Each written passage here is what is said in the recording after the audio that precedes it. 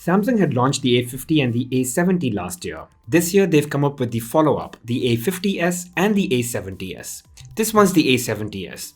A major upgrade in the approach has been the design, a beautiful back with a geometric pattern, performance, and overall a better value for money. The A70s seems to be built for two things: great display and a great camera. And why not? It's got a triple camera system with the primary lens being 64 megapixels and a large 6.7-inch Super AMOLED display with FHD Plus resolution. But what I really like about the A70s is the design, and specifically the back. It kind of beats all the other players in the market that are offering a phone in this price segment. It just sort of looks and feels much more premium than the rest. I really like the way the light falls on it, love the colors that get thrown off, and if you see carefully, you might even see hues of orange coming off, depending upon how light falls on it.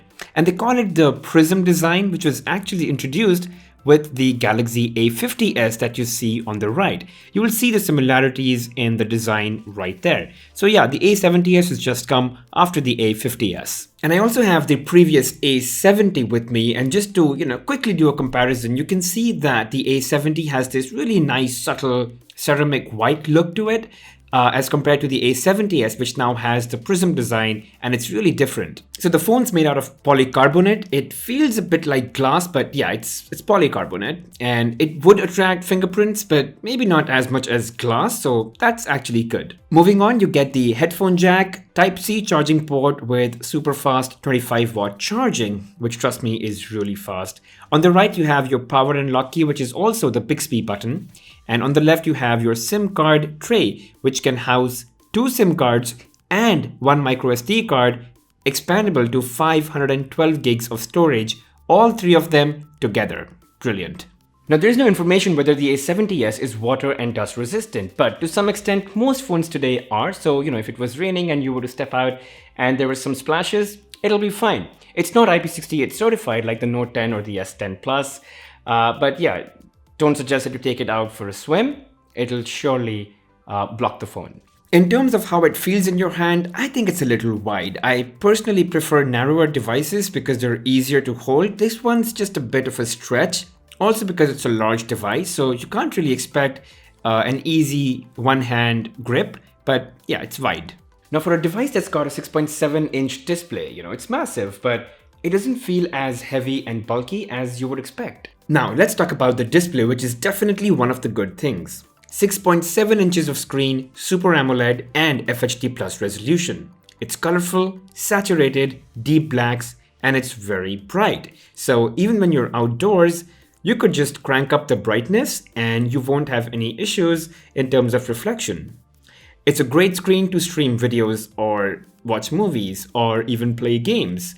And yeah, it's a big one, so it's a pretty immersive experience. Now the screen to body ratio, it's decent. There are phones that have more screen and lesser body in the same price range, but this isn't bad either. A U-shaped notch at the top and almost equal bezels on all 4 edges makes it a pretty uniform looking display. Just one thing I wanted to point out is that the phone ships with its screen mode set to natural. You must change that to vivid to really exploit the Super AMOLED nature of the device's display. Now I quickly want to touch upon the loudspeaker of the phone. Don't expect much from it. It's not too loud. You definitely would need a pair of earphones or a pair of external speakers if you were to consume any sort of media, whether it's games, videos, or movies. Especially if you're in a slightly crowded place also, you can't really depend on the loudspeaker of the phone. Now let's move on to the OS. It's running Android 9 Pie with Samsung One UI version 1.1. Now One UI is Samsung's latest interface that ensures, it puts all controls at a thumb's reach and allows you to interact with the phone a lot easier with just one hand. In terms of preloaded software, Samsung was really notorious in the beginning. It got better in between, and again it started loading too many apps. But there are some really good tools that are already built in, like the voice recorder, the file manager, the Google suite of apps, and the Microsoft apps. But for some reason, it now pushes Amazon Shopping, Booking, Daily Hunt, Prime Video, and Snapchat for some reason. The rest of the other apps are actually downloaded, so don't worry about them. But the good part is you can uninstall these apps. If you don't want them, you can disable or uninstall, which is great. Now, would the Galaxy A70s be upgradable to Android 10? No news as of now, but even if it were to happen, it'll happen pretty late. So just something that you need to be aware of. Also, it's got Dolby Atmos. It only works when you have a pair of earphones connected, wired or wireless, but it's fabulous. I mean, I've been talking about Dolby Atmos for a while, and I also think it's very underrated. It's very lesser known feature of the Galaxy phones, but this phone's got it. And guys, it's truly, it changes the way you experience sound, especially when you're watching movies. It's just more cinematic, louder, it's got more depth and surround sound effects. So definitely something you want to try out and experience for yourself. It's very hard to articulate how it feels when you have Dolby Atmos turned on. And guys, it's got the full version of Samsung Pay, so you can scan and store your credit cards and make payments on pretty much any machine that accepts credit cards. It is such an underrated feature, God knows why. And I use Samsung Pay all the time. I mean, it's such a no-brainer for me. I just don't know why people don't know about it, and even if they do, they don't use it. It's just super convenient. So if you've got any questions on Samsung Pay, just feel free to comment in the section below and I would answer them. In terms of security, it does have face unlock, but it's really kind of slow as compared to other devices in this price range. It's just not as fast. But the fingerprint unlock is actually quite fast. It's optical, it's not ultrasound, which is fine because, all phones have optical at this price segment. But yeah, it's just faster than face unlock, so I would definitely recommend this one over face. Alright, so let's talk about performance. The A70s comes with Snapdragon 675, which is a decent mid-range processor, and it comes with two variants, one with 6 gigs of RAM and the other with 8 gigs of RAM. Now, for the most part, 6 gigs of RAM is just more than enough for a daily use perspective, but if you want to future-proof your phone for at least 3 to 4 years, just spend the extra $2,000 and get the 8 gigs variant.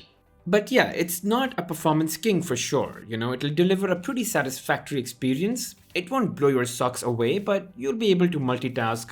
Your apps will open and close fairly quickly, and you can play pretty much all games in medium to high graphic quality.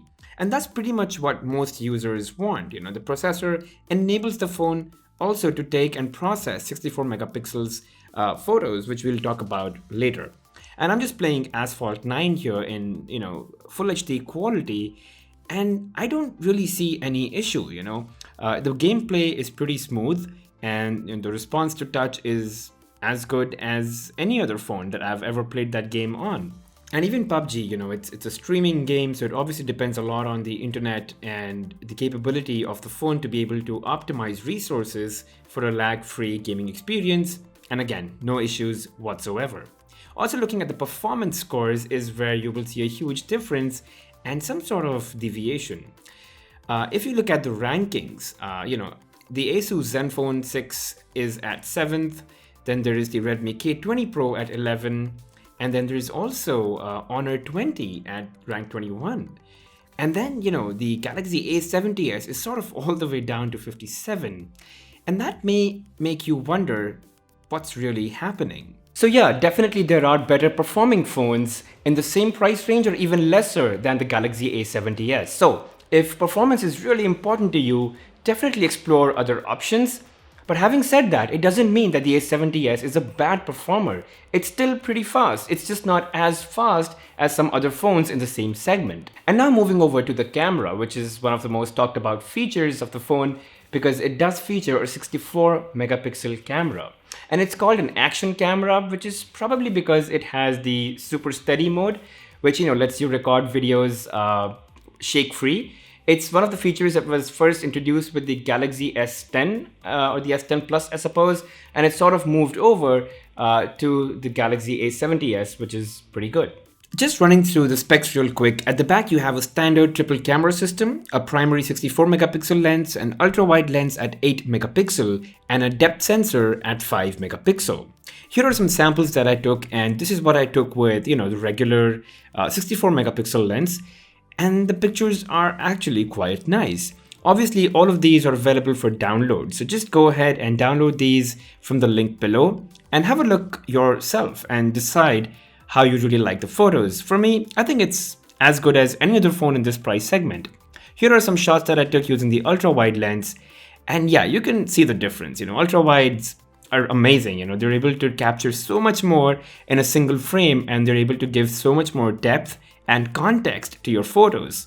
So you can see how, you know, I've been able to take some really good photos with the ultra wide lens. So definitely, you know, it's a plus for me. And even at night, when I tried taking a shot with the ultra wide lens on the right, as you can see, it was actually not that bad.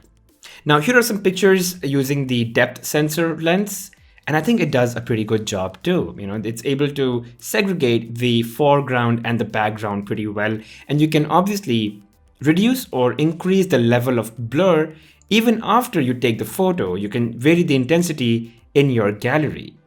And these are some shots that I took using night mode. So on the left, you would see without the night mode, and on the right, you will see with the night mode.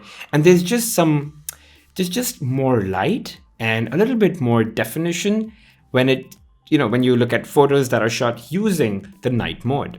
Now, not always does it make sense. So you can see here, there was a lot of backlight already, so the night mode did not really matter.